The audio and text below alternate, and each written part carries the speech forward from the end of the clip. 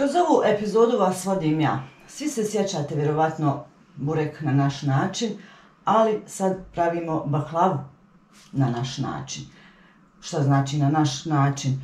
Onako kako sam je ja naučila praviti od svoje svekre rahmetli. Znači, meni treba za ovu baklavu kila oraha, kila šećera, kila jufke, što znači 2 pakovanja jufke i pola kile putera. To je to. Znači, sad ćemo agdu odmah staviti da se kuha. Iskresamo šećer. I u agdu, znači samo 2-3 prsta iznad šećera ide vode.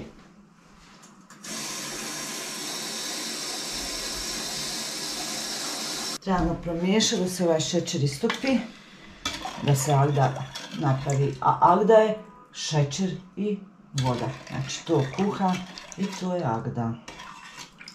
Eto, idemo staviti da se kuha. Ja u ovo slaganje baklave uopšte ne koristim ulje, nego samo puter. Tako da ćemo i tepsiju podmazati, znači puterom. I to je to, sad ćemo da se još rastopi. I počinjemo otvaranje.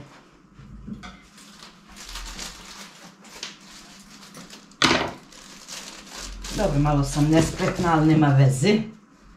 To ćete mi oprostiti. Razmržimo. Po tepsiji puter. I slažemo. Dobra stvar je što je tepsija veličine koji jufke. Pa ne moram baš ćoškove. I uvijek, znači, stavljam 2 sloja. Nema veze, ovdje se malo prelomilo, ali to je to. I sad posipam orahe. U orahe ništa ne stavljam, znači ni prezlu, ni one ručno pravljene mrvice kako prave, jel, nane. Ja ne stavljam, samo stavljam orahe. Posipamo po jufki.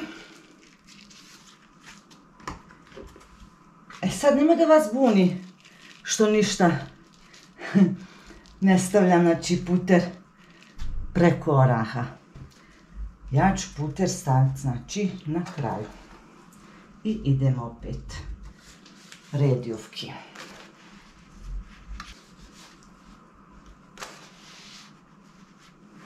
U stvari ovo je 2 reda jufki, da se razumijemo. Malo ćemo ove ćoškove kasnije samo iskruždanje, baš nisu ono ćoškasti. Malo je meni ovo čudno što ja snimam, ali eto. Kad ste gledali video burek na naš način, svi ste tražili da pravim baklavu. Pa evo, došlo je vrijeme i da pravimo baklavu. Znači, baklava se pravi za Bajram. Većinom za Bajram, jel?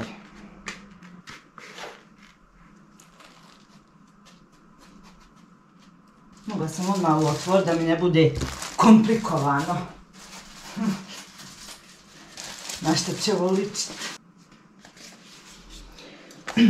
Inače, moja svekra rahmetlije, dok je mogla, dok je bila zdravstveno, jel, dok je bila zdravija, razvijala jufke i sušila. I onda od tih razvijenih jufki pravila baklavu. I onda kasnije više nije mogla zdravstveno i onda je uzimala ove jufke koje su najbolje za baklavu.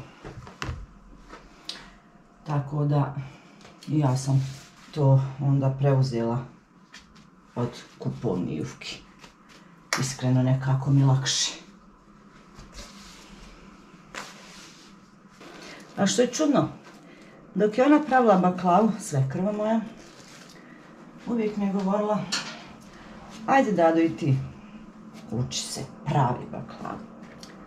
A ja uvijek, ma kakva ja i baklava, Što ja praviti? Ne pada mi na pamet. Dok si ti živa, ti ćeš je praviti. Ali sam uvijek nekako ono kradom. Kad ona pravi, ja iza nje virim šta ona to sve radi. I ostalo mi je u pamćenju šta je sve stavljala i kako je ovo slagala i šta je radila.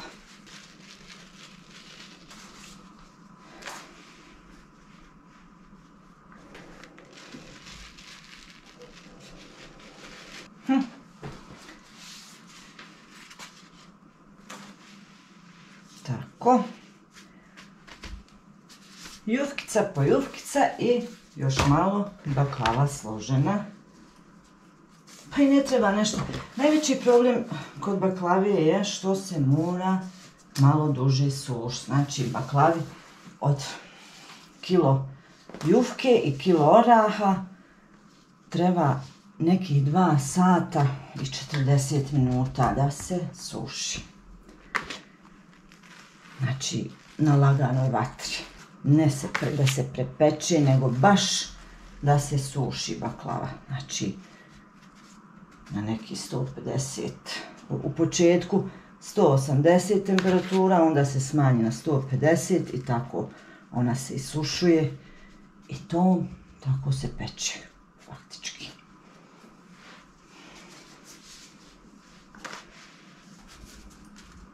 I mora se malo ovako uvijek pritisnuti. Inače, orah je samljivo, Emir, to sam njemu dala na zadatak da samelje, pošto čovjek ima malo više snage, treba malo više snage da se upotrijebi. Hajde, reko sad ti samelji orah. Tako da, i on ima udjela u pravljenju baklavije.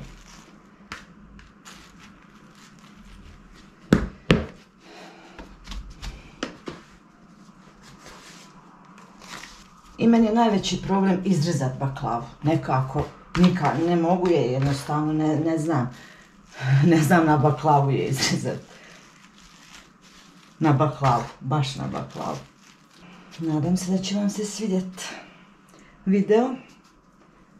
Da ćete lajkat, subscribe-at, šerat.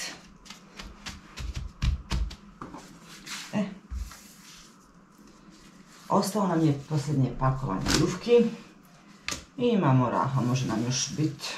Moram jednu jufku ostaviti zadnju iz paketa.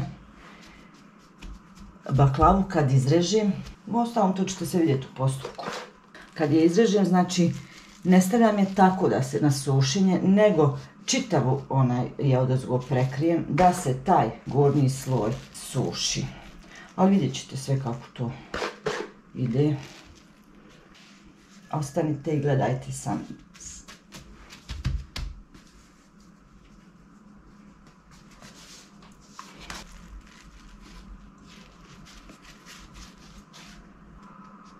Inače sam pravila u okruglu tepsiju prije, ali dok nisam našla ovu kockastu da mi ono knap sa jufkom, i malo je teže u okruglu tepsiju, vjerujte. To znaju žene koje prave baklavu. Uvijek ostanu oni ćoškovi. To je to. To je to.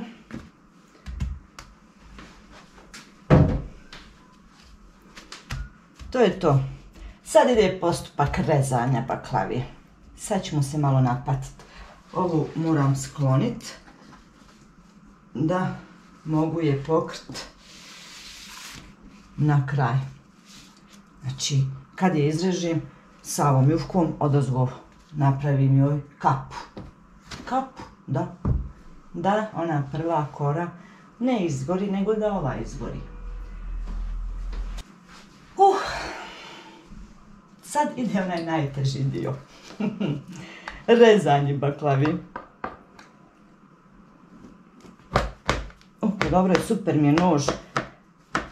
Super mi je nož, tako da ide odlično. Odlično. Ne mora baš biti sva jednaka, mada bi bilo poželjno da budu sve jednake. Malo je teško. Sad idemo ovako.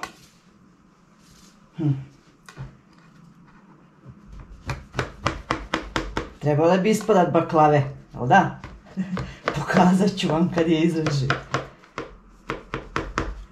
Pokazat ću vam jesam li je pravilno isjekla.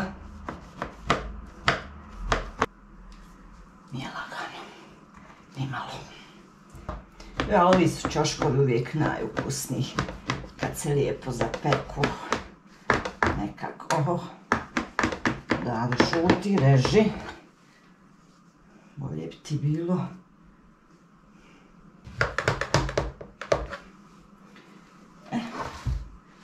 Ja se nadam da sam je izrezala, nož sklanjamo, da sam izrezala kako treba.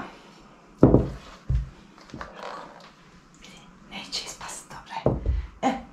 Sad ide onaj puter koji se istopio, a koji nisam koristila na poljevanje jufke po jufke, nego ćemo je sad zaliti. To je istopljeni puter.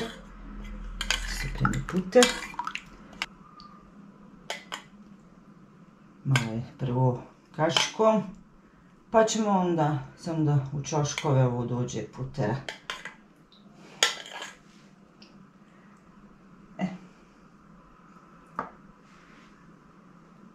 Znači u ovu baklavu ja nisam koristila ništa ulja. Što mi je glas, ko da ću promuknuti.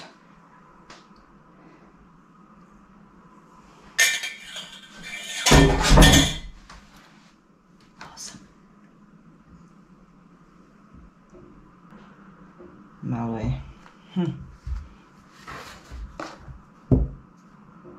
Da puter dođe na sve strane, unutra da uđe u ostale jufke. Sad ide ova kapa. Znači, kapa ide odozgo, da se ne digne odozdo ova kora. Ova kapa nek se podigne, ali ne smije se podići ova izrezana kora, jel tako? Eto ga. Idemo je sada peći, pa ćemo vidjeti. Idemo na sušenje. 2 hours later.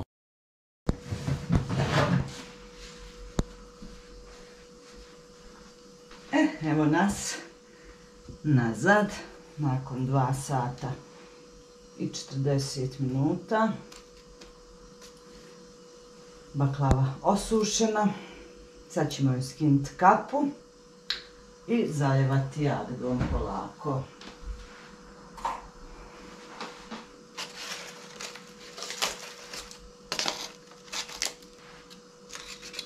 Kapica skinuta.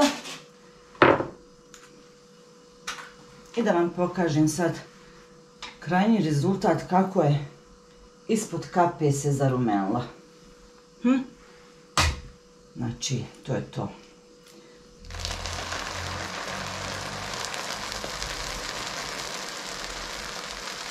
Ovako je moramo zaljevati.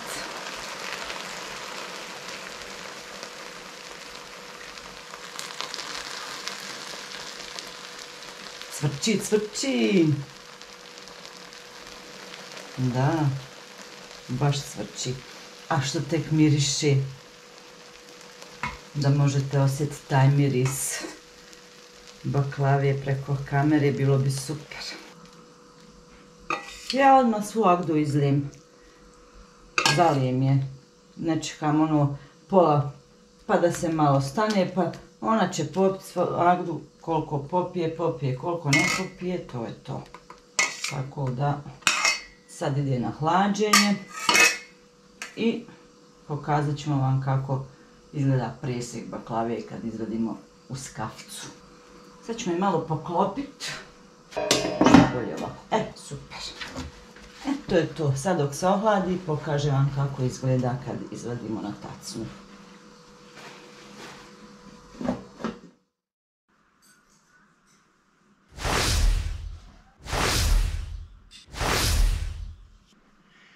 Evo nas. Baklava je završena, pripremili smo kafu. Baklava je odstojala malo, jel tako?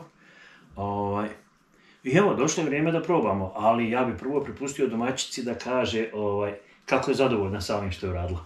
Pa ne mogu, na izgled ovako fino izgleda, ali to ćeš ti da ukus da ocijeniš. Ipak ti ćeš ukus da ocijeniš, ja ne mogu. Naravno. Ništa, idemo odmah probati. Idemo odmah probati pa da vidimo kako to izgleda. Možemo malo pokazati ovako. Može, evo, stvari, da.